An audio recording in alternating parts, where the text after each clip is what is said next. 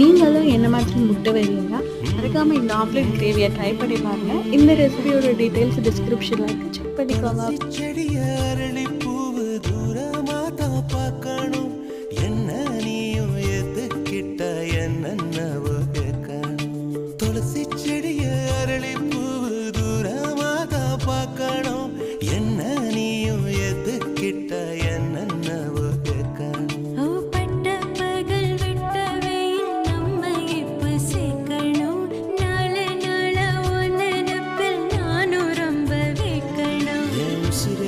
நீ உதிராம நான் பிடிப்பேன், நெல் கதிரே நீ கருகாம வாழ வைப்பேன்.